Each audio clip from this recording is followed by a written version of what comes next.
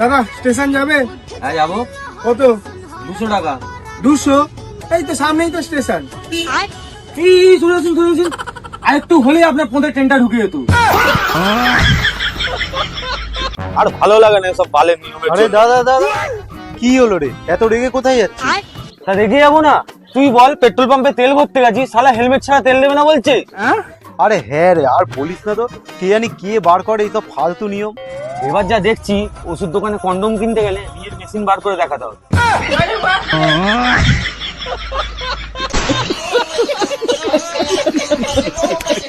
আচ্ছা ভাই, তোকে একটা কথা বলবো। হ্যাঁ বল না। আচ্ছা, একটা অন্ধ কি করে বুঝবে সকাল হয়েছে কিনা?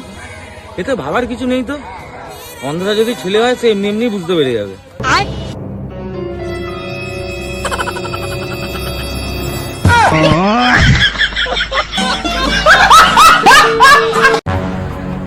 দাদা এখানে পচার বাড়ি কোনটা? ও পচাদার বাড়ি, এই তো সামনে ডান দিকে।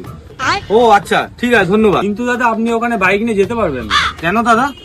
আরে ওখানে রাস্তায় কাজ হচ্ছে তো বাইকটা আপনি এখানে রাখুন, আমার সাথে চলুন, আমি দেখিয়ে দিচ্ছি আপনাকে। আচ্ছা ঠিক আছে। नहीं नहीं नहीं सारुण के यहाँ कुछ तो गड़बड़ है, जरूर कोई ना कोई गड़बड़। চলুন। रुको जरा सबर करो। চন্দ্র ভাই,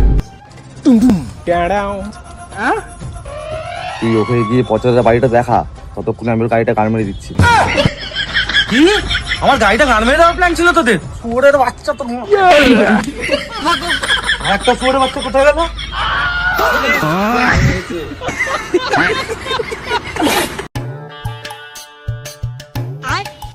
দাদা আপেল কত করে দিচ্ছ? গাড়িদের জন্য ফ্রি আছে, প্যাক করা নিয়ে যা। এই আমার দেখে তোকে ভিখারি মনে হচ্ছে? তোর কি আমাকে দেখে ফলালা মনে হচ্ছে? দাদা বাথরুমে গেছে, আমি কেনার জন্যই দাঁড়িয়ে আছি।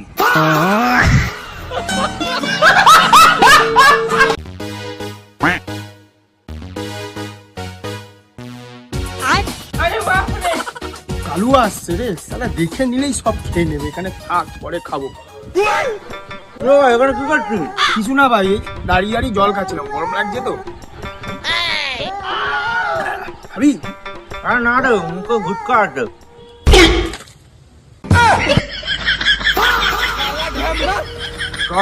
বাইক দিকে যা, তোর মা খুঁজছিল। সালা কালু আসছে ওরে বাচ্চা। আজকে খুশির দিনে তোমারই আগমনে ধন্য হলো। কাকু এইবারেও কিন্তু ভোটটা আমাকেই দেবে। তোমায় আর ভোট দেবো না, আগেবারে ভোট দিয়েছিলাম, বলেছিলে বাড়ি বানিয়ে দেবে, করনি। তুমি নিজের 4 তলা বাড়ি বানিয়ে নিয়েছো। কাকু প্লিজ তোমার পায়ে পড়ছি, এইবারে ভোটটা আমাকেই দিও, ঠিক আছে?